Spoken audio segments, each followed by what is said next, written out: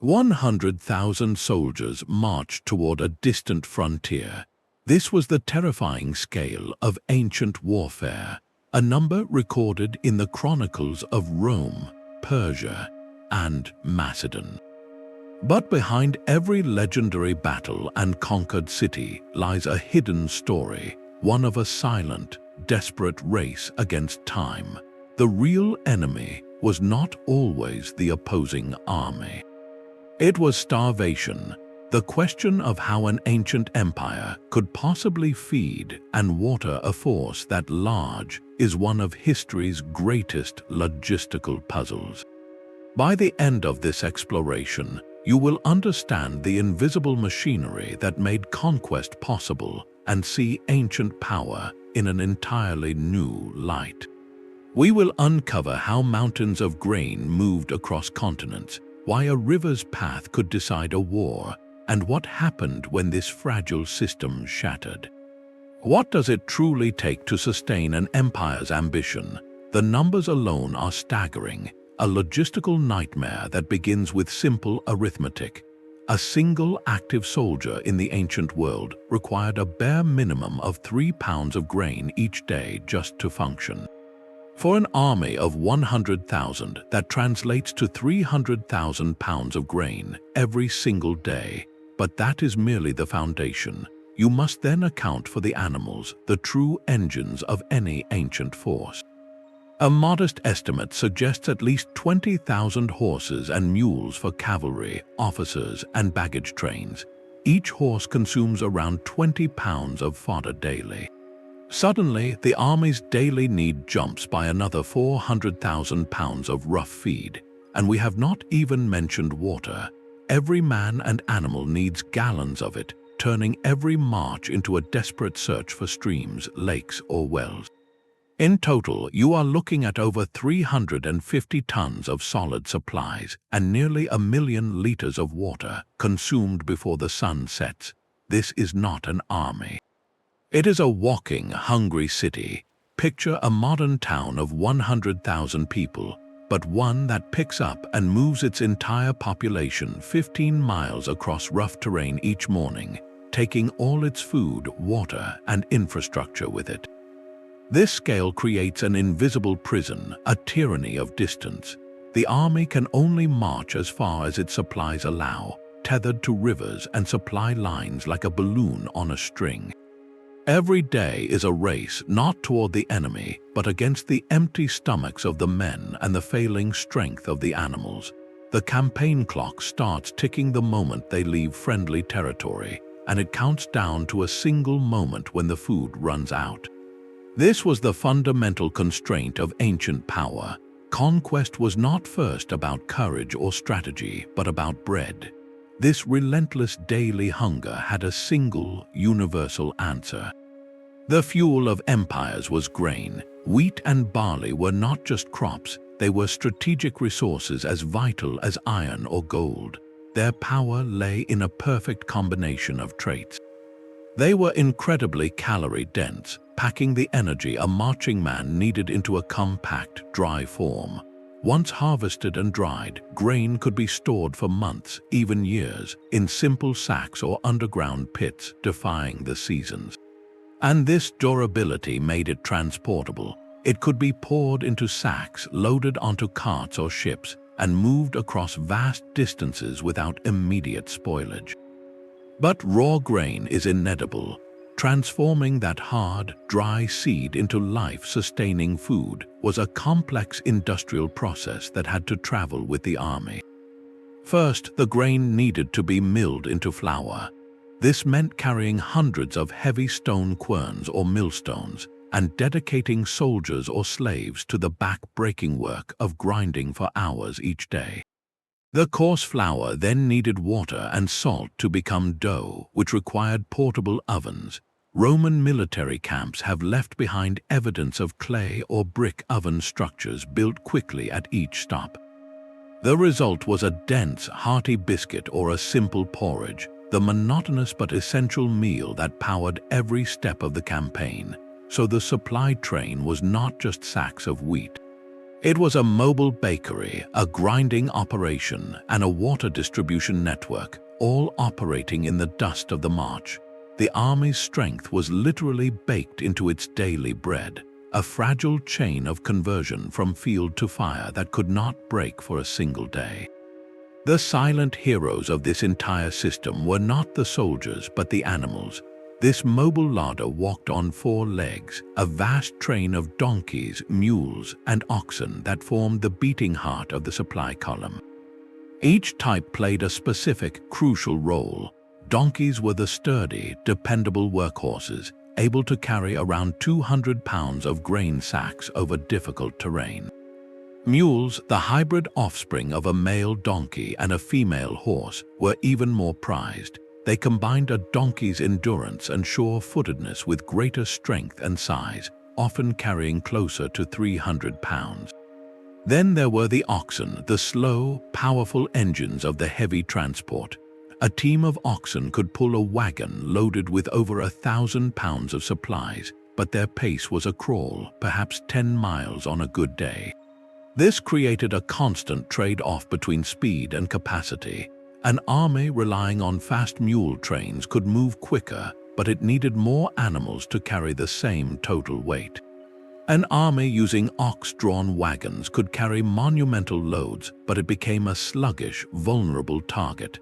The choice shaped the very pace of a campaign. But here lies the great paradox of ancient logistics, a mathematical trap every general had to navigate.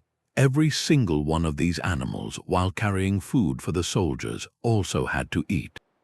A mule required roughly 10 pounds of fodder per day, so if one mule is carrying 600 pounds of grain, that grain is not just for the men. A portion of it is literally the fuel for its own transportation. With each passing day, the load on the animal's back gets lighter because the animal itself is consuming it. This is the critical burn rate.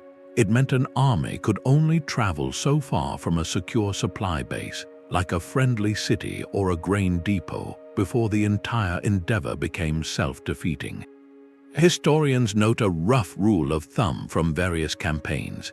An army supplied solely by its own pack animals might only be able to march for about 2 weeks, or roughly 200 miles, before all the carried food was gone, eaten by the very creatures hauling it. Beyond that invisible line, the army would starve unless it found new food. This burn rate was the ultimate limiter, the logistical horizon beyond which conquest was impossible. It forced every campaign into a precise rhythm of march and resupply, a dance dictated not by generals but by the hunger of the mules. But this official supply train was only the visible part of a much larger, living organism. Surrounding every ancient army was a second, unofficial city on the move, a sprawling mass of humanity known as camp followers. This was the army's shadow, a chaotic, vital, and often overlooked human supply chain. They traveled in their thousands, sometimes outnumbering the soldiers themselves. You had the families of the men, wives, and children who simply had no home to return to. You had personal servants attending to officers, and crucially, you had a vast market economy on foot. Independent merchants, bakers, blacksmiths, leatherworkers, and prostitutes all trailed the column, drawn by the single greatest economic opportunity in the ancient world, a mobile city with a guaranteed demand for everything. This presented the commanding general with a constant dilemma. On one hand, these followers were a colossal burden. Every single one of them needed food and water drawn from the same strained supplies as the soldiers. They slowed the army's march to the pace of its slowest civilian cart, and in times of crisis, their panic could spread chaos. Military purists throughout history argued for driving them away, seeing them as parasites on the war machine. Yet to expel them was to cripple the army itself. The military structure was built for fighting, not for industry. The camp followers provided the essential services the legion lacked. Those merchants were not just selling luxuries, they were a flexible private sector supply network, often better at foraging and sourcing local food than the military bureaucracy. The civilian bakers and millers took over the grueling daily work of turning grain into bread, freeing soldiers for drill or guard duty. Blacksmiths repaired weapons and shoed horses. Leather workers fixed torn tents and sandals. This unofficial tale was in effect the Army's mobile manufacturing and maintenance division. Without it, the soldiers would have to do all this work themselves, drastically reducing their readiness for battle. So the general had to perform a brutal calculation, balancing the drain on his supplies against the indispensable services these civilians provided. Their presence was a tax on the army's food, but it was a tax that paid for the army's very ability to function day after day. The line between burden and benefit was as thin as a loaf of bread, and it was walked every single mile of the march. To escape the tyranny of the burn rate, ancient generals turned to a brilliant but vulnerable strategy, the fixed supply depot. These were not mere stockpiles, they were carefully placed anchors of imperial power, transforming the chaotic march into a calculated series of leaps. Before a campaign even began, scouts and engineers would identify key points along the planned route, often a day's march apart. At these locations, teams of laborers would construct fortified magazines, simple but sturdy warehouses of wood, brick, or even just deep, covered pits dug into dry earth. Into these secure points, the state would pour mountains of grain, barrels of salt, and stacks of fodder, hauled forward by supply convoys in the months or even years before the army mobilized. This was the strategic arsenal, a hidden network of fuel dumps that allowed an army to march light and fast, knowing a full resupply awaited them just ahead. Alexander the Great mastered this art during his epic push into the Persian Empire. As he advanced, he would leave behind small garrisons in fortified cities, which became not just military outposts but secured granaries. He understood that to move with the speed that defined his campaigns, he could not be shackled to a slow-moving baggage train. His men carried minimal rations because his strategy depended on reaching the next depot before those rations ran out. Roman commanders institutionalized this system along their expanding frontiers, building permanent supply bases called horia that served as the logistical backbone for legions stationed for years at a time. The location of these depots was everything. Place them too far apart and the army might starve on the road between them. Place them too close to the frontier or in poorly defended terrain, and they became irresistible targets for enemy raiders. A single successful attack on a major depot could doom an entire campaign, forcing a hungry army into a desperate retreat. Therefore, the path of conquest was often not a straight line toward the enemy capital, but a cautious, zigzagging advance from one secure supply point to the next. The campaign calendar itself was dictated by this rhythm. You launched your offensive only after the depots were full, typically after the autumn harvest, and you aimed to reach your objective before the last depot was emptied. The depot network turned the vast, hungry landscape from an enemy into a conquered pathway, one carefully prepared meal at a time.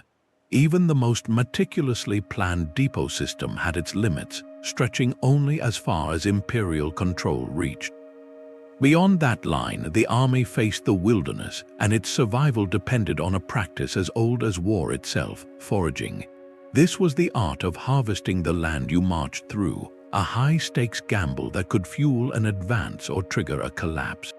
Organized foraging was a military operation in its own right. Each morning, the general would dispatch specialized parties, often light infantry or cavalry, with a clear mission. They were not wandering aimlessly. They moved in coordinated groups, sweeping through designated sectors around the main army's line of march. Their targets were the villages, farms, and storehouses of the local population. This was systematic stripping. They would gather every bushel of grain from the barns, every sheaf of wheat from the fields, and herd every sheep or goat they could find, delivering this bounty back to the camp. In fertile, settled regions, this could be incredibly effective, allowing an army to move without tapping its own reserves. but this effectiveness was its own curse. 100,000 men, plus their animals, could consume the agricultural surplus of an entire district in a matter of days. They moved like a swarm of locusts, leaving a barren strip of land in their wake, a scar of hunger that could doom the local population to hardship. This meant an army could rarely backtrack or linger. Once a region was foraged clean, it became a logistical desert, unable to support a return journey. The path forward was the only path left, and the foragers themselves were perilously exposed. Dispersed across the countryside to gather food, they were vulnerable to ambush by enemy light troops or local militias defending their homes. The loss of a foraging party meant not only the loss of soldiers, but the loss of the food they were sent to find, a double blow to the army's strength. When this organized system broke down, foraging turned from a strategy into a symptom of desperation. This was chaotic scavenging. It happened when supplies ran out, depots were empty, or the chain of command frayed.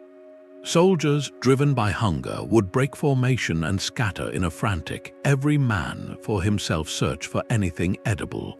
Roots, berries, wild game, even the bark from trees became targets. Discipline evaporated. This was the moment an army ceased to be a coherent force and became a starving mob, utterly vulnerable and on the brink of dissolution. The success of foraging was also shackled to the calendar.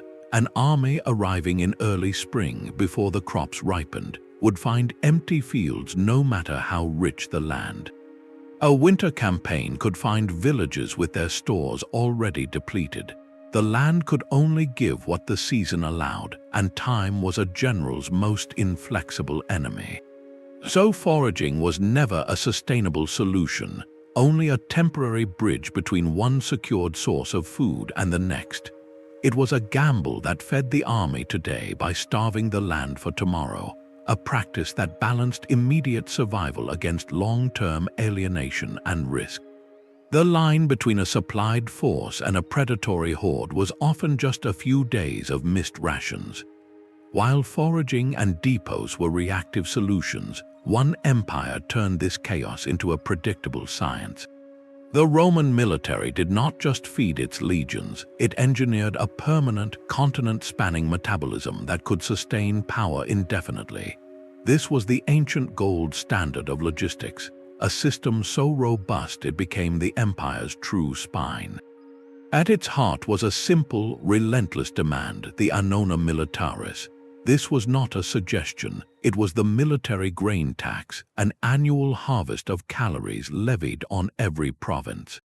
Imagine the entire agricultural output of Egypt, North Africa, and Sicily being systematically measured, collected, and redirected not to Rome's civilians, but directly to its distant frontier armies. This tax transformed food from a local commodity into a strategic resource, flowing on a schedule as fixed as the seasons. Collecting the grain was only the first step. Moving it required a second state-controlled marvel, the shipping fleets. Rome did not rely on unpredictable private merchants for this vital task. It maintained its own navy of grain freighters, the navicularii, whose sole purpose was to run the breadbasket shuttle from Alexandria and Carthage to ports like Ostia. These vessels were the supertankers of Antiquity, carrying thousands of tons of wheat in a single, state-guaranteed voyage.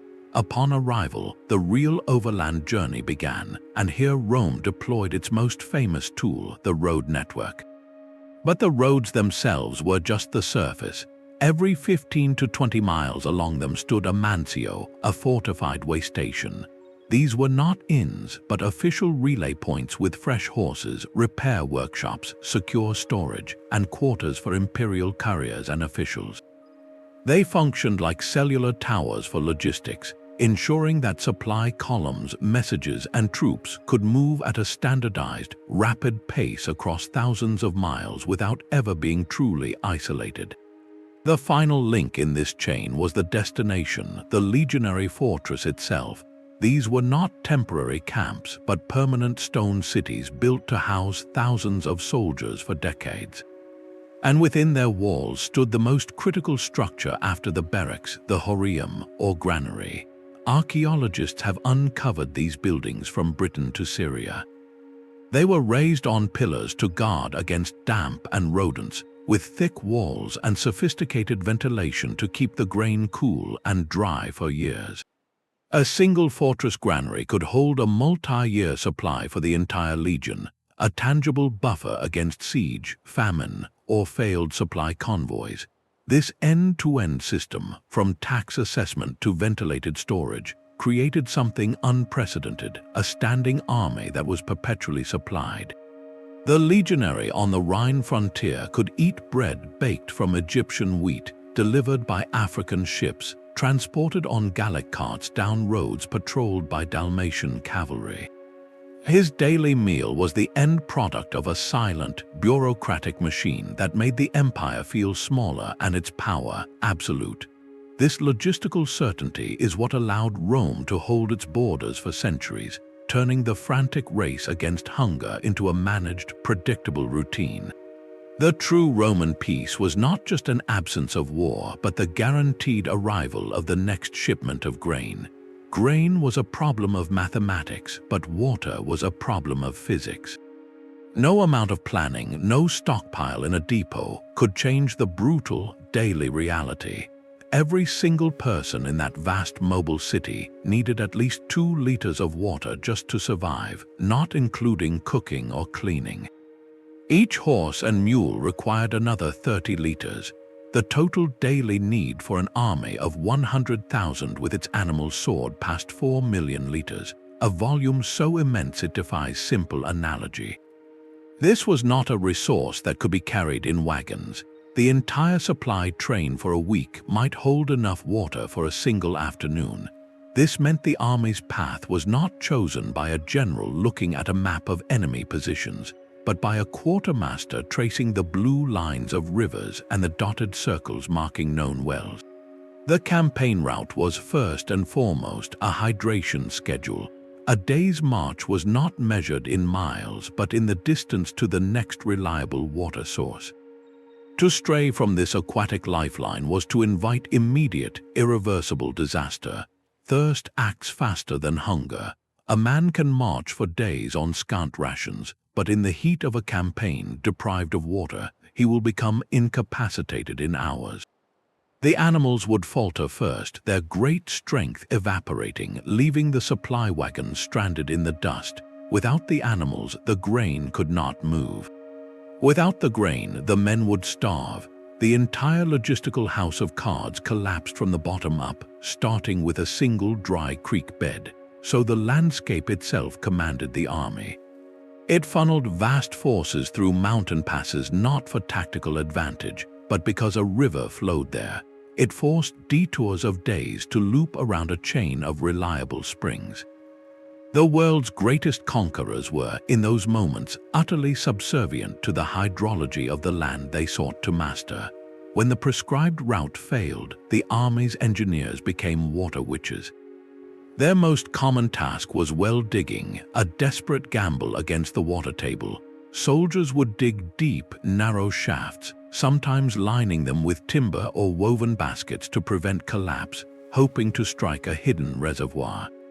Success could save the army. Failure meant digging again, elsewhere, as morale and strength ebbed away with each shovelful of dry earth. In rarer, more ambitious circumstances, they might attempt to divert a small stream, using trenches and makeshift dams to guide its flow toward the camp. This was a colossal effort, consuming hundreds of man-hours for a temporary gain. But the consequences of total failure were written in the starkest terms history provides.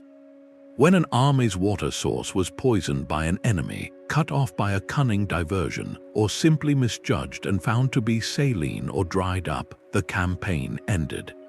Not with a glorious battle, but with a slow, agonizing unraveling. Discipline shattered as men broke ranks to scramble for muddy puddles. Animals were slaughtered not for food, but to drink their blood and bodily fluids, a final, grim act of desperation. A force that could crush kingdoms became a scattered, dying mob within 48 hours.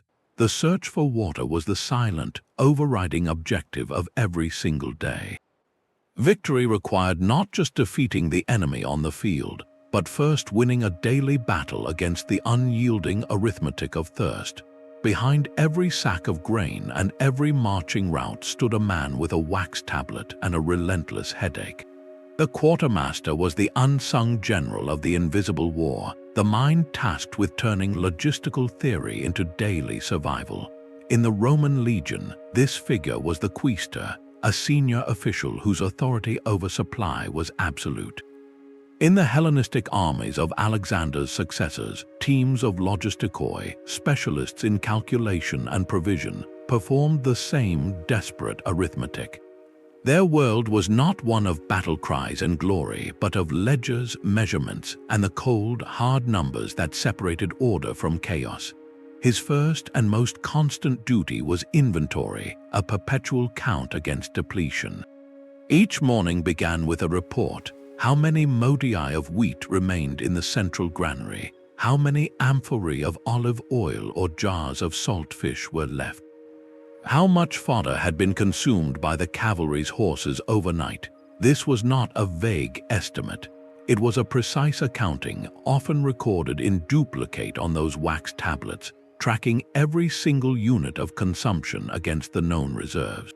The quartermaster had to know, to the day, how long the army could last if the next supply convoy was delayed or if a foraging party returned empty-handed. This number dictated every subsequent decision, from the pace of the march to the size of the daily bread ration. If stocks dipped below a certain threshold, he had to alert the commanding general immediately, forcing a change in strategy before the men ever felt a pang of hunger. Then came the daily miracle of distribution. Feeding 100,000 men was not a single event, but a meticulously choreographed operation repeated at dawn and dusk. The quartermaster's staff, clerks and soldiers detached for the duty, would oversee the opening of the granaries and storehouses. Rations were measured out not to individuals, but to each century or contubernium, the army's smallest building blocks. A trusted officer from each unit would come forward to receive the day's allotment of grain, salt, and perhaps a little wine or vinegar, signing or marking a receipt to confirm the transaction. This system of bulk distribution to unit leaders was crucial. It transferred the responsibility for final preparation to the soldiers themselves within their small, familiar groups, while maintaining a clear chain of accountability. It prevented a chaotic free-for-all at the supply dump and ensured that every man, from the newest recruit to the veteran centurion, received his fair share. The quartermaster's integrity was the bedrock of this trust. Any hint of corruption or favoritism in this process could spark mutiny as quickly as a lost battle. But his work extended far beyond the camp's borders. He was the chief negotiator with the army's lifelines. He coordinated with the captains of the grain ships, confirming their cargo manifests and arranging for porters and carts to unload them. He contracted with local merchants and farmers, using imperial funds or promises of future payment to secure fresh produce or livestock to supplement the dry rations. He liaised with the engineers, advising on where to place the next depot based on his maps of local resources and the army's burn rate.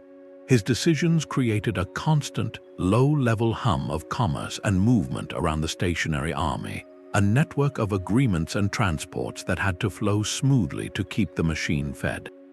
This was all underpinned by a surprisingly vast bureaucratic apparatus. We often picture ancient armies as purely martial entities, but attached to every large force was a mobile archive. Scribes recorded everything from the initial tax assessments that gathered the grain, to the shipping contracts, to the daily consumption reports from each legion. Copies of these documents would travel back to the capital, providing the central government with an audit trail of its most expensive asset, the army. This paperwork was not redundancy, it was control. It allowed a ruler in Rome or Antioch to track the supply status of a legion on the Danube, to identify theft or inefficiency, and to plan the next year's Annona militaris tax requirements. The Quartermaster, therefore, stood at the nexus of field and state, translating the immediate, gritty needs of the soldiers into the clean columns of data that empires used to manage their power. His success was measured in silence in the absence of crisis. A day where the bread was baked, the horses were fed, and the men marched without complaint was a day he had won his own vital battle. All that meticulous overland planning could vanish with a single storm or a failed harvest. But for empires that mastered the sea, the rules of logistics changed entirely. The most dramatic proof of this power lies in the Persian invasions of Greece. When King Xerxes launched his colossal campaign around 480 BC, his army was a legend in itself, said to number in the hundreds of thousands. But that army was only one half of a two-part beast. Moving in tandem with it, shadowing its march down the coast of the Aegean Sea, was an equally immense fleet. This was not just a fighting navy, it was a floating supply line of staggering capacity. While the soldiers and pack animals trudged along dusty roads, the fleet carried the bulk of the grain, the fodder, and the fresh water in its holds. The math is what makes this so revolutionary. A single medium-sized merchant ship of the era could carry the grain equivalent of over 1,000 pack animals. Think about that for a moment. One ship with a crew of perhaps 20 men could replace a train of 1,000 mules, along with all the handlers and fodder those animals required. The efficiency was overwhelming. It freed the land army from its heaviest burdens, allowing it to move faster and with less daily consumption of its own carried supplies. The Persian strategy was simple yet brilliant. Each evening, the army would make camp near a suitable beach or harbor. The fleet would sail in, unload the next several days' rations, take on fresh water from local sources, and then sail ahead to the next rendezvous point. The army became a land-based force with a maritime heartbeat, its sustenance arriving not from vulnerable wagons but from the horizon. This system turned the coastline into a perpetually stocked corridor. The fleet itself was the depot, mobile and secure, always just a day's sail away. But this incredible advantage came with an equally monumental vulnerability. The entire strategy hinged on naval supremacy. If the fleet was lost, the army was instantly cut off and stranded hundreds of miles from home, surrounded by territory that could not possibly feed it. This is exactly what happened at the Battle of Salamis. The Greek victory over the Persian fleet did more than sink ships, it severed the vital artery. Without his floating warehouses, Xerxes had no choice but to retreat with most of his army, his grand invasion undone not by a land battle, but by the loss of his logistical lifeline. The Romans later perfected this maritime model. During their campaigns, provincial grain fleets from Egypt and Africa would not wait for the army to return, they would actively follow it. In a campaign along the coast of Asia Minor or Gaul, you would see the remarkable spectacle of war galleys guarding slow, heavy-hulled grain freighters, a naval convoy moving in lockstep with the legions on shore. The general could campaign with confidence, knowing his reserves sailed alongside him, immune to the burned earth tactics of a retreating land enemy. The sea was the ultimate highway, a flat, stable road that demanded no fodder for its engines. It allowed empires to project power over distances that would have been logistically impossible by land alone. But it also concentrated all their risk on a single, fragile element, the wooden hulls of their ships. Control of the waves meant control of the campaign's stomach, a truth understood by every admiral and general who ever looked from a cliff, not toward the enemy, but toward the sea that kept his men alive. The most prestigious arms of any ancient army were also its most voracious. The thunder of hooves and the gleam of chariots symbolized elite power, but that power came at a staggering cost in hay and grain. While an infantryman needed his 3 pounds of wheat, a war horse demanded 20 pounds of fodder each day. a mix of grass, barley, and oats to maintain the explosive strength for a charge. For an army fielding 10,000 cavalry, that meant 200,000 pounds of fodder had to be found and moved every single dawn, a weight that dwarfed the grain ration for 50,000 infantry. This was not merely an addition to the supply train, it was a logistical empire within an empire, dedicated solely to sustaining four-legged engines of war. The elite status of the cavalryman was built upon a mountain of mundane grass. This reality imposed a harsh strategic constraint. A cavalry-heavy force, like the famed Parthian cataphracts or the early nomadic armies, possessed terrifying mobility and shock power on the battlefield. Yet off the field, they were prisoners of pasture. Their operational range was not measured by the endurance of their riders, but by the grazing capacity of the land they moved through. They could only sustain their decisive advantage as long as they could keep their horses fed and strong. In the rich, open steppes of their homeland, this was manageable, as herds could be dispersed to graze on the vast grasslands. But the moment such an army pushed into settled agricultural regions or arid landscapes, the crisis began. The scattered farms and vineyards could not provide the concentrated acres of pasture needed. Each horse required the grazing equivalent of several acres per month, land that was now growing wheat for people or simply not existing at all. This forced a brutal choice upon cavalry commanders. They could slow their advance to a crawl, spending hours each day simply letting the horses eat, or they could carry fodder with them, which immediately triggered the same self-defeating paradox faced by the baggage train. The animals carrying the fodder would consume a portion of it, rapidly depleting the very resource they were transporting. This is why even the most feared horse cultures often struggled to project sustained power deep into sedentary empires. They could raid like lightning, striking targets within a few weeks' ride of good grazing land, but mounting a prolonged invasion or siege was a different challenge entirely. Their horses would starve long before the city walls fell. The chariot, the elite weapon of an earlier age, was even more logistically extravagant. A single light chariot required a team of 2 horses, but the heavier, more formidable varieties used by empires like the Hittites or Egyptians needed 3 or even 4. These were not just transport, they were delicate, complex machines requiring dedicated craftsmen in the train to repair wheels and axles. And unlike a cavalry mount, which could graze, chariot horses were often too valuable and highly trained to be turned out to pasture, requiring even more carefully prepared feed.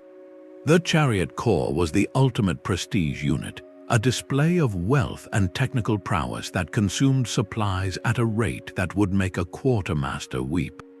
Their presence signaled not just military might, but an empire's profound confidence in its ability to master the mundane, to move mountains of hay so that a few hundred splendid machines could roll onto the field for one decisive hour. The story of ancient elite forces is therefore a story of balance, of trading strategic reach for tactical brilliance, of accepting that the very weapon that made you unstoppable in battle also anchored you to the land's quiet, green economy.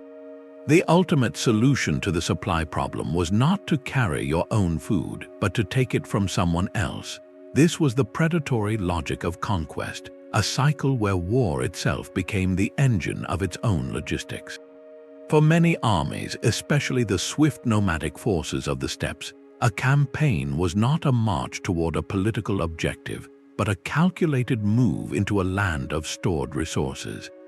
Their strategy was built on a simple, brutal equation to arrive at the moment of the enemy's harvest when granaries were fullest and herds were fattest. The target was not just territory, but the very means of survival the territory held. A successful raid or invasion would yield an immediate windfall, thousands of tons of grain, herds of cattle and sheep, and stores of preserved goods. This plunder did more than feed the army for a few weeks. It reset the logistical clock, granting the force a new lease on life and the freedom to push deeper. The Mongol expansions under Genghis Khan provide the starkest example of this model. Their movements were timed with an almost agricultural precision, sweeping into settled regions like northern China or Persia when the crops were ripe.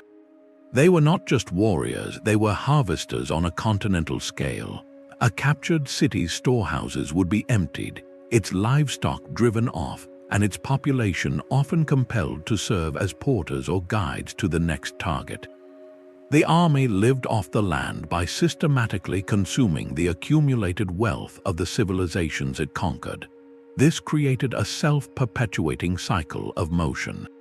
To stop moving was to starve, because a stationary force would quickly exhaust the local plunder.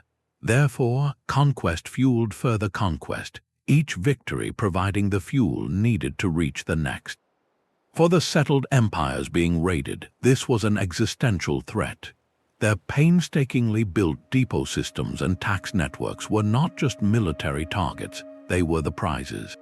A single captured Roman horeum could sustain a nomadic army for months, turning Rome's own logistical brilliance against it. This predatory model also reshaped the relationship between an army and the people it conquered. Immediate, violent plunder was one method, but a more sustainable approach was systematic coercion. A general would not merely sack a city, he would impose a heavy indemnity, a demand for so many thousands of bushels of grain, so many head of cattle, delivered on a monthly schedule. The local population, under threat of destruction, would become a forced supply base, their labor and harvests redirected to feed the army that occupied them. This transformed the conquered land from an obstacle into a resource, a patchwork of coerced communities that now powered the war machine's advance. It was a brutal form of outsourcing, where the cost of logistics was borne entirely by the defeated. This system, however, carried within it the seeds of its own limitation. It required a constant frontier of rich, unprepared targets.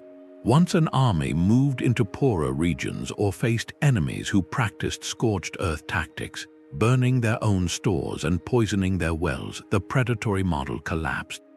The army would find itself in a logistical desert of its own making, having consumed everything behind it with nothing ahead to seize. This desperate need for the next meal is what often drove the most audacious and risky maneuvers in military history, pushing armies deeper into unknown territory not out of confidence, but out of sheer hungry necessity. This fundamental need for the next meal forced every ancient commander into a relentless strategic calculation, a choice between speed and survival. On one side of this dilemma stood the light and fast army. This force traveled with the absolute minimum, a skeleton baggage train carrying only weapons, some tools, and perhaps a few days of hard rations. Its strength was breathtaking mobility. Unburdened by slow ox carts and vast herds of pack animals, it could march 30, even 40 miles in a day, appearing where the enemy least expected it. It could traverse mountain passes and ford rivers that would stall a heavier force for weeks. This was the army of the daring raid, the lightning strike, the deep penetration into enemy territory. But this speed came at a terrifying cost in sustainability. With no secure supply line stretching behind it, such an army was like a shark. It had to keep moving to find its next meal or it would die. It lived entirely off the land it passed through, by foraging, by plunder, or by the grace of local allies. Every day was a gamble. A failed forage, a burned village, or a stretch of barren land could bring the entire adventure to a starving halt far from home. The most legendary example of this high-risk approach is Hannibal's march across the Alps. He did not bring enough food to feed his army for the entire journey. That would have been impossible.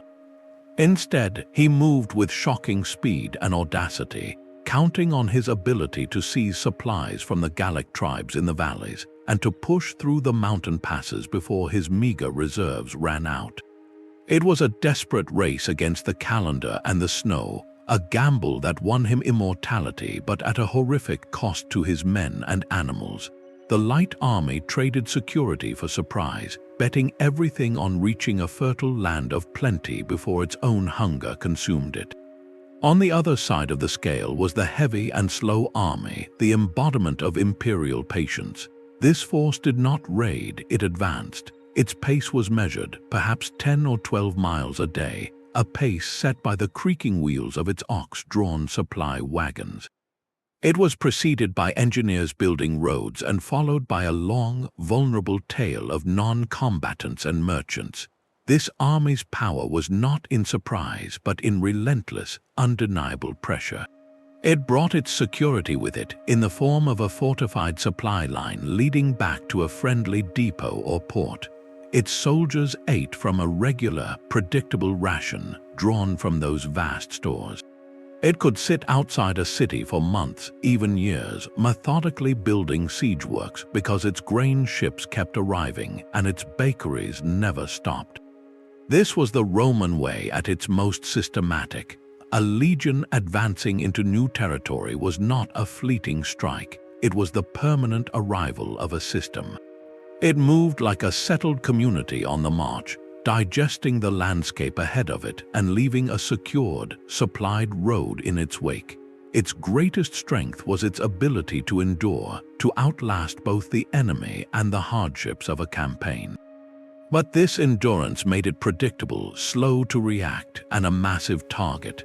An enemy could easily scout its route, harass its long supply lines, or avoid direct battle altogether, knowing the heavy army could not chase them into rough terrain. It exchanged operational freedom for logistical certainty, trading the chance for a decisive, war-winning maneuver for the guarantee that its soldiers would be fed tomorrow. The history of ancient warfare is the story of this pendulum swing.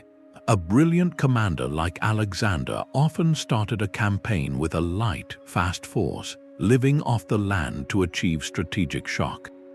But once he conquered a region, he immediately transformed his presence into the heavy model, building fortified cities and supplied depots to hold what he had taken. The failure to make this transition could be catastrophic. Many a swift, plunder-rich invasion from the steppes ultimately failed because it could not settle down and build the logistical infrastructure to sustain its rule, evaporating as quickly as it arrived once the local resources were consumed. The ideal was a hybrid, a nimble fighting force supported by a robust but flexible supply chain, but such a balance was the rarest achievement of all.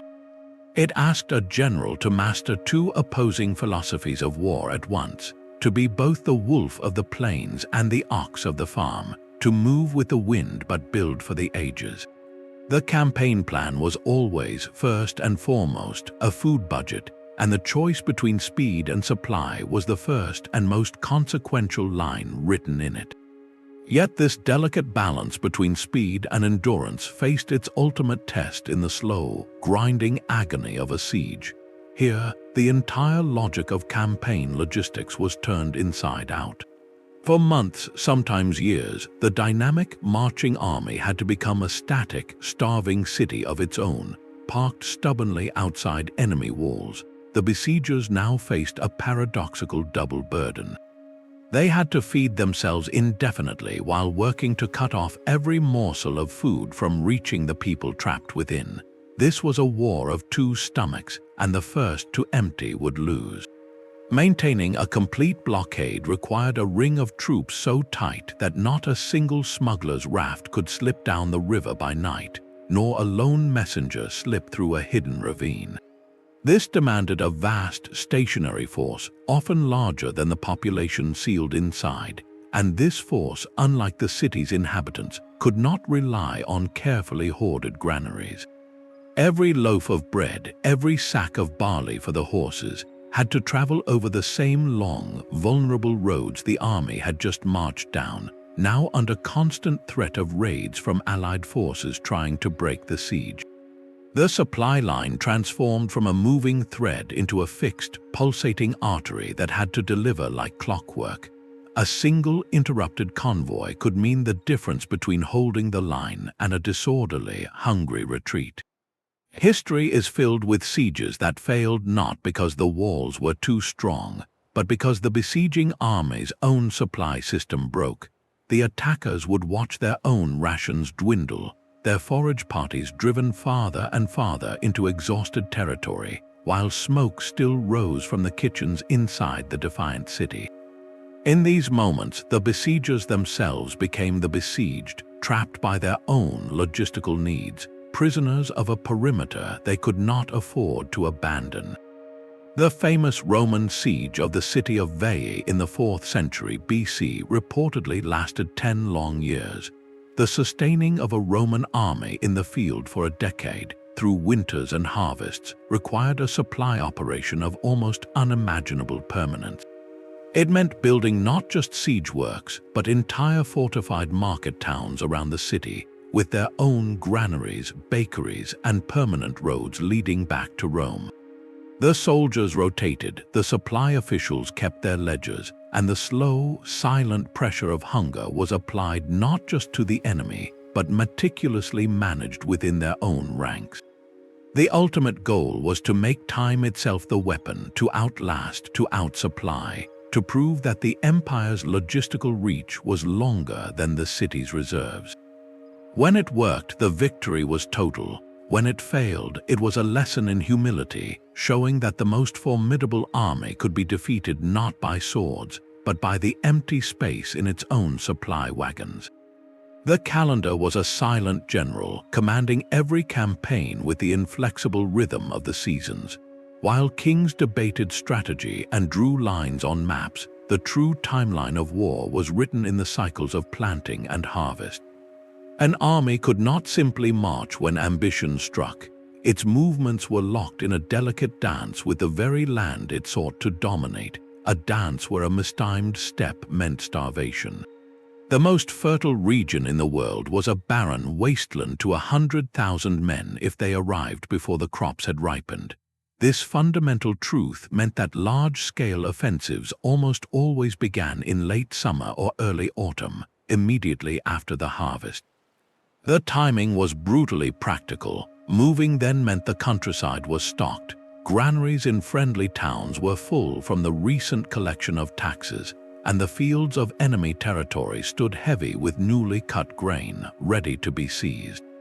Foraging parties could operate with maximum efficiency, stripping the land of its annual surplus. To launch an invasion in the spring was logistical suicide. The stores from the previous year were depleted, the new crops were just green shoots in the field, and the army would find nothing but empty barns and hungry villagers. The campaign would consume its own carried supplies long before it reached its objective, doomed by poor timing. This agricultural clock also dictated the end of fighting. As autumn faded into winter, the window for movement slammed shut. Rain and snow turned roads into impassable quagmires, halting supply wagons.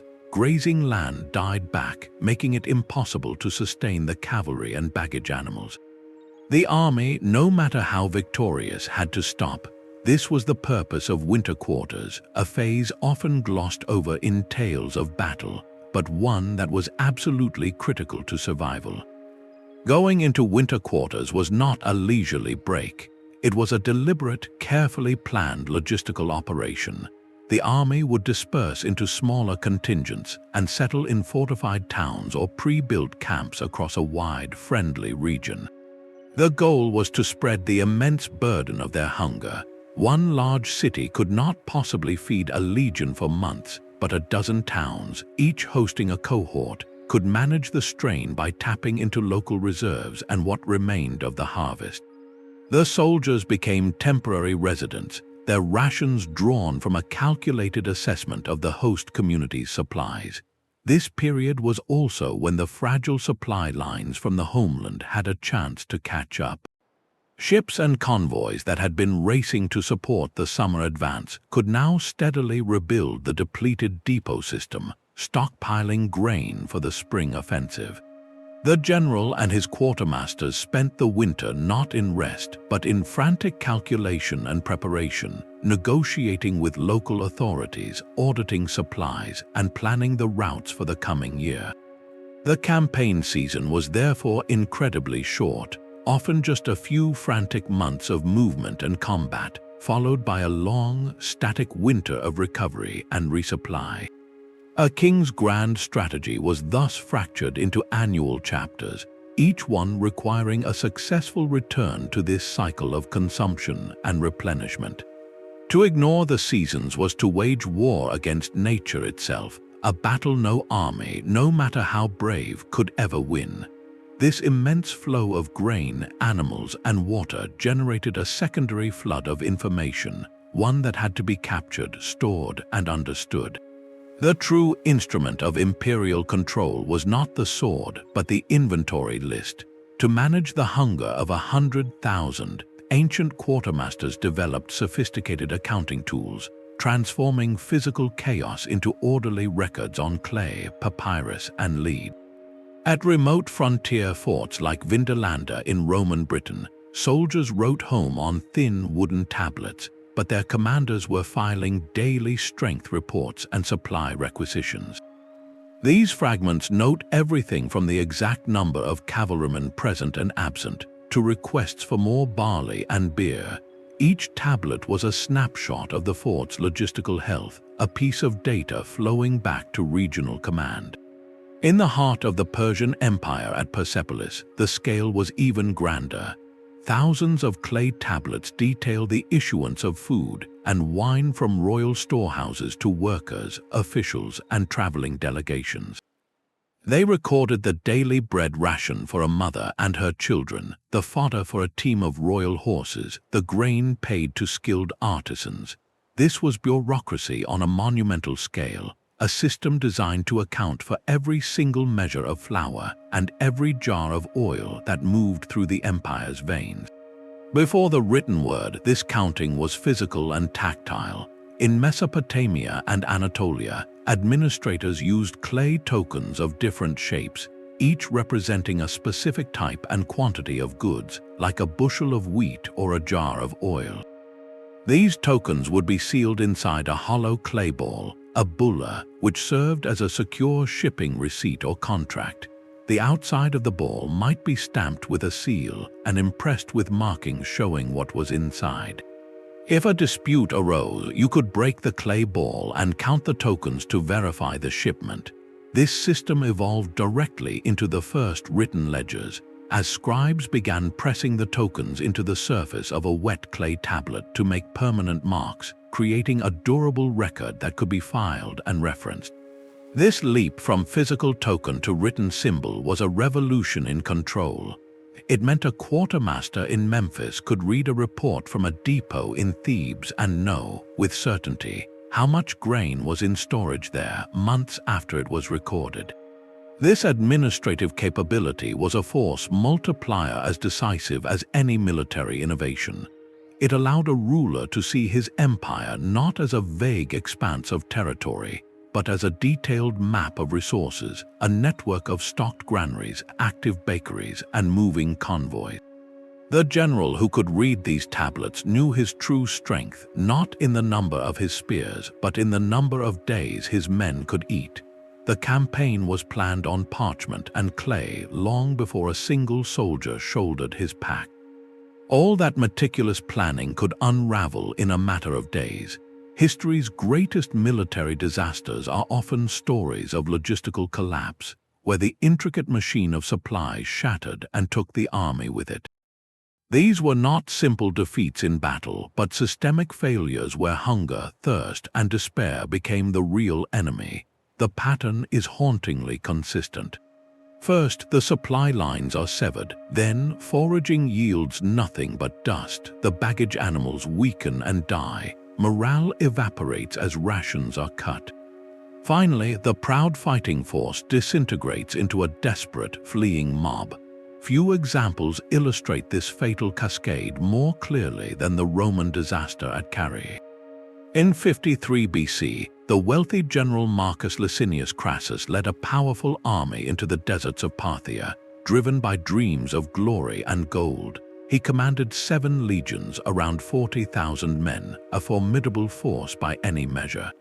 But he marched into a landscape deliberately chosen by his enemy, a barren, sun-baked plain with little water and no settlements to plunder. The Parthian general Shauna understood the Roman weakness perfectly. He refused to offer a traditional battle. Instead, his mobile horse archers encircled the Roman square, raining down arrows from a distance. This was more than a tactical maneuver. It was a logistical siege in open country. The Parthians had arranged a camel train to resupply their archers with endless quivers, while the Romans could not close to fight and could not find food or water. Crassus's supply lines back to Syria were stretched to the breaking point and under constant threat. His foragers, venturing out from the formation, were cut down. The legionaries, under the relentless sun, began to suffer from thirst and exhaustion. When Crassus's son led a desperate charge to break the encirclement, it was lured away and destroyed. The sight of his son's head on a spear was the final blow to Roman morale. That night, the decision was made to retreat, but a retreat without water through hostile territory is merely a slower form of dissolution. The crippled army broke apart. Crassus was killed during a deceitful parley. Of the 40,000 men who crossed the Euphrates, barely a quarter made it back. Carrhae was not lost on the battlefield. It was lost in the planning, in the failure to respect the absolute logistical tyranny of the desert. The Parthians did not defeat the Roman army. They simply waited for the desert to do it for them. Over a century later, another Roman learned the same brutal lesson. Mark Antony's invasion of Parthian in 36 BC was a colossal undertaking, involving over 100,000 men. His initial advance was a model of heavy logistics, relying on a massive siege train and a long supply column. But the Parthians, again, employed a strategy of strategic retreat and scorched earth. They lured Antony deeper, avoiding battle while stripping the land of anything usable. Antony's foraging parties, ranging farther and farther for food, were ambushed and destroyed. The crucial moment came when his supply column, guarded by 2 legions, was isolated and overwhelmed. The loss of those wagons and their guards was catastrophic. Suddenly, the great army had no secure source of food. With winter approaching and the land empty, Antony had no choice but to order a retreat. The march back became a nightmare of hunger and cold. The soldiers ate roots and poisonous plants. Pack animals were slaughtered, not for food, but so men could stuff their hands into the warm bodies for temporary relief from the freezing temperatures. Discipline held barely through the sheer force of Antony's leadership, but the army was shattered as a fighting force. It returned not with victory, but with barely a third of its men, a ghost of what had marched out. These catastrophes reveal the true hierarchy of military needs. Courage, discipline, and even numbers are secondary. An army can withstand staggering casualties in combat if its stomach is full and its water skins are heavy. But a force that is hungry and thirsty is already defeated, its fate sealed long before the first arrow flies. The general's primary job was not to outfight the enemy, but to outfeed him, to see the landscape not as a map of hills and rivers, but as a map of meals and miles to the next well. When that calculus failed, the results were written not in the annals of glory, but in the silent arithmetic of loss. Behind every marching legion and every loaded supply cart walked another army, one that never drew a sword or earned a share of glory. For every single soldier on the front lines, historical estimates suggest there were at least 2 or 3 support personnel enabling his campaign. This was the invisible army of non-combatant labor, a vast, mostly unnamed mass of humanity whose forced or contracted toil built the very roads the soldiers walked upon and hauled the grain that filled their bellies. Their story reveals the hidden human cost woven into every link of the supply chain. When a general ordered a new road built to speed his advance, he did not assign his valuable soldiers to the back-breaking work of quarrying stone and leveling earth. That task fell to conscripted local peasants or prisoners of war, laboring under the watchful eyes of military overseers. Their compensation was often nothing more than a meager food ration and the chance to survive another day. Their hands carved the mountain passes and raised the causeways that allowed the war machine to roll forward. The same was true for the critical work of water management. Canals were not dug by volunteers. They were excavated by masses of people compelled to work, sometimes entire communities displaced from their villages and put to the task with simple tools. Their effort redirected rivers to fill army cisterns or to drain marshes that slowed the baggage train, each shovelful of mud serving a strategic purpose they would never understand. The most visible and constant demand was for sheer muscle power in transportation. While donkeys and oxen provided the pull, human backs provided the push and the endless loading and unloading. At every river crossing too shallow for boats, supplies had to be transferred from wagons onto the backs of porters who waded through the current, balancing heavy sacks on their shoulders to keep the grain dry. In mountain passes where wheels were useless, long lines of men became the pack animals, carrying dismantled siege engines or amphorae of wine up treacherous slopes. These were not professional teamsters. They were often farmers, herders, or townspeople from recently subdued territories, forced into service with the threat of violence against their families or homes. Even within the more organized systems like Rome's, the distinction between contracted labor and coercion was thin. The state might hire merchants and ship captains, but the dock workers who loaded those ships and the cart drivers who moved the grain from port to fort were typically from the poorest classes, working for subsistence wages in a system they could not refuse. Their lives were bound to the rhythm of military demand, their own well-being secondary to the movement of the supplies. This reliance on coerced labor created a deep, simmering vulnerability within the logistical system. These laborers had no loyalty to the army they served.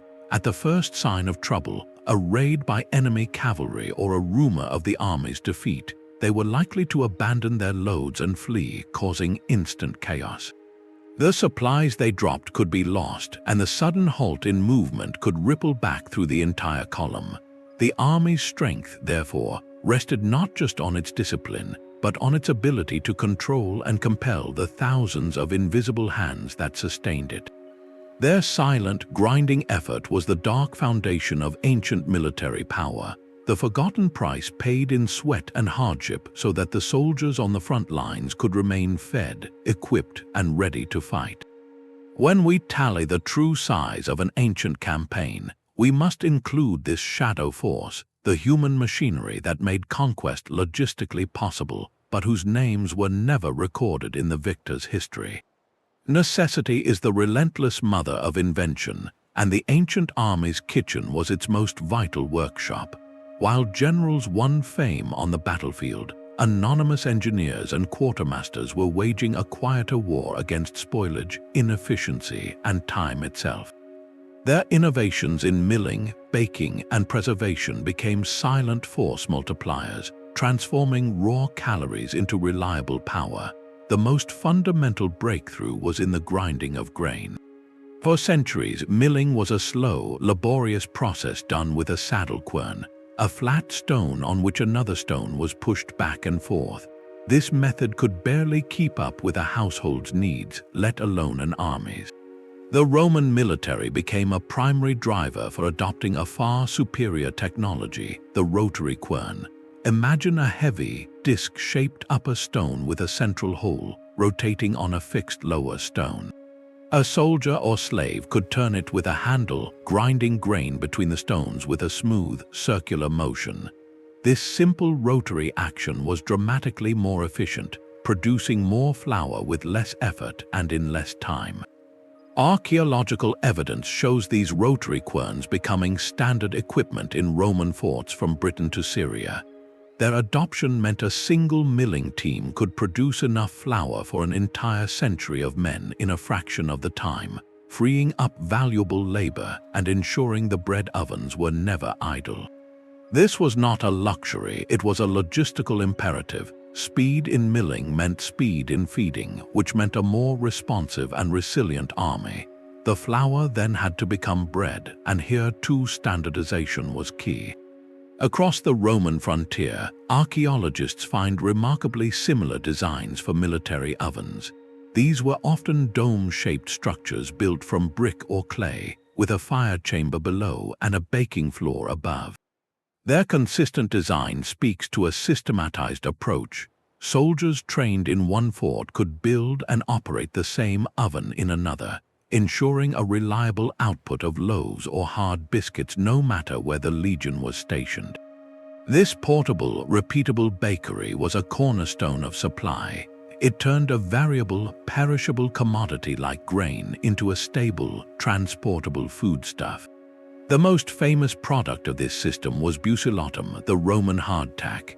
This was a simple biscuit made from flour, water, and salt, baked until it was completely dry and hard as a board.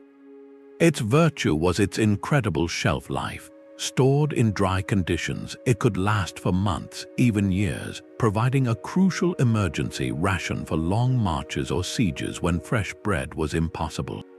A soldier would often soften it in stew or water before eating, but its very existence was a triumph of food preservation, a way to bank calories against future uncertainty. Preservation extended far beyond bread. Meat, a precious source of protein, was notoriously perishable. The military's solution was to harness the ancient power of salt. Salting and drying meat, creating a product similar to modern jerky or pemmican, allowed armies to carry portable protein that would not spoil. Fish from distant coasts were salted and packed in barrels, transported inland to feed legions hundreds of miles from the sea. Vegetables were preserved through pickling in brine or vinegar, capturing nutrients and flavor that could survive a long campaign.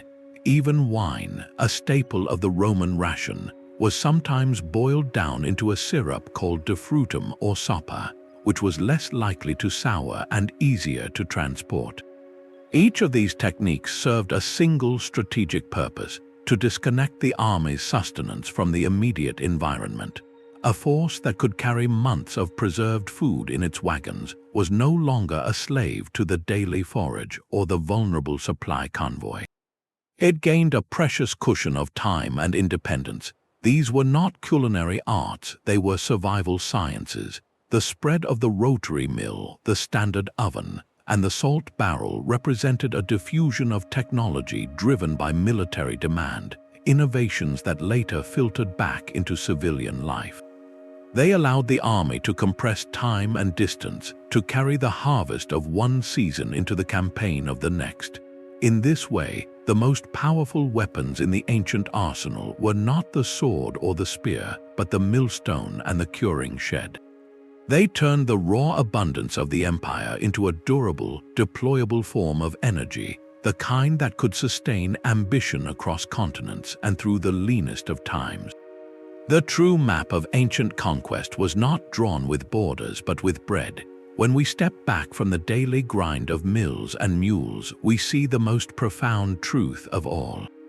Logistics did not merely support grand strategy, it dictated it. The choice of enemy, the path of invasion, the season of the campaign, and the ultimate prize itself were all answers to a single, relentless question.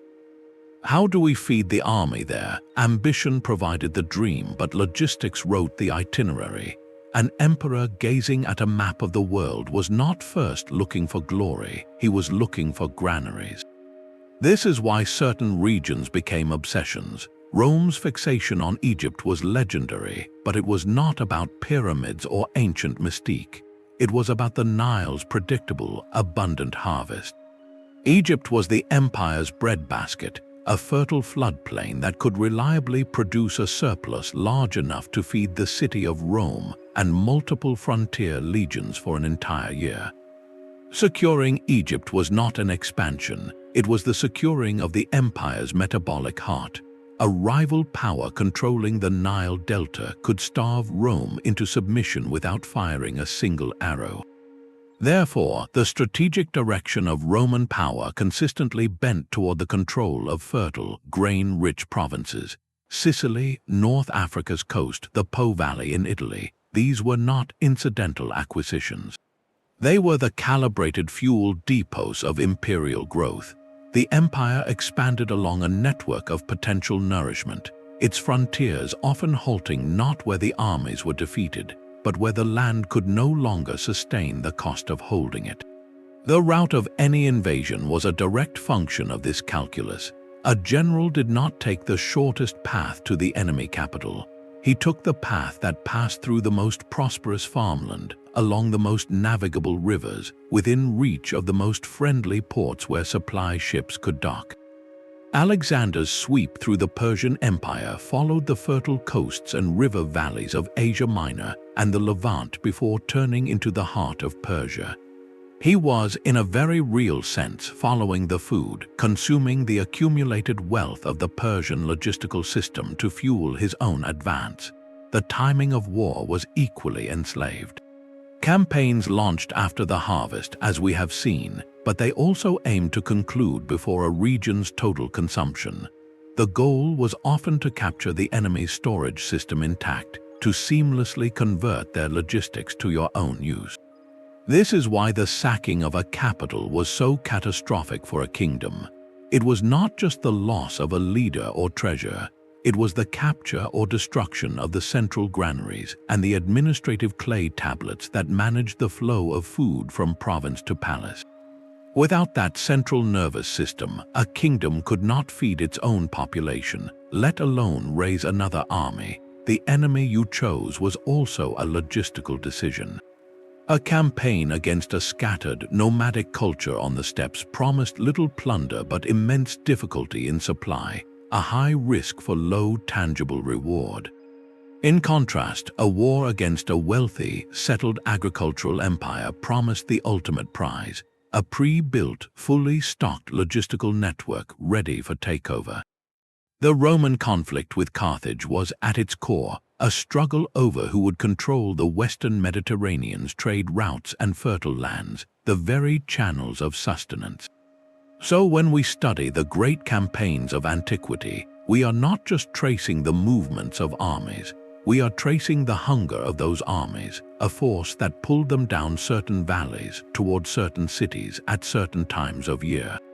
The general's greatest skill was not tactics on the day of battle, but the foresight to see a campaign as a moving feast, to plan a journey where every stop was a meal and the final destination was a fully stocked larder.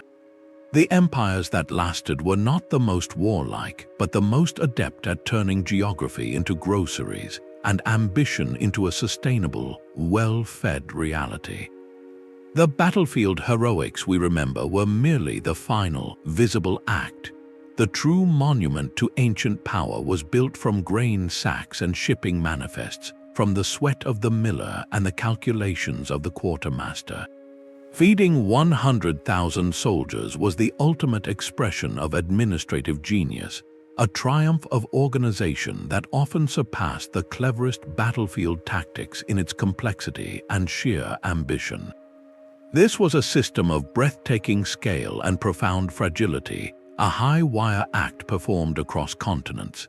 It demanded the coordinated labor of millions whose names are lost to history: farmers, porters, sailors, and scribes, each playing a small part in a machine they would never fully see.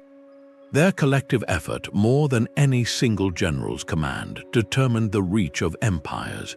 When we look back at the great conquests of antiquity, we are not just seeing maps colored by the march of armies. We are witnessing the outlines of a colossal metabolic system, a living network that consumed the harvests of provinces to fuel the ambitions of kings. This hidden history forces us to redefine what made an empire truly great.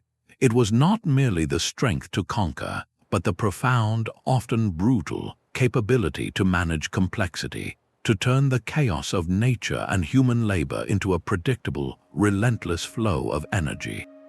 The general who could keep his men fed was infinitely more powerful than the one who merely knew how to array them for battle. So the next time you hear of a legendary ancient campaign, look beyond the clash of spears. Ask the quieter, more revealing questions. Where did the bread come from? Who carried the water? What invisible pathways of grain and fodder made that moment of glory possible? The answers reveal a world of hidden systems, of quiet ingenuity and immense human cost that truly held the ancient world together.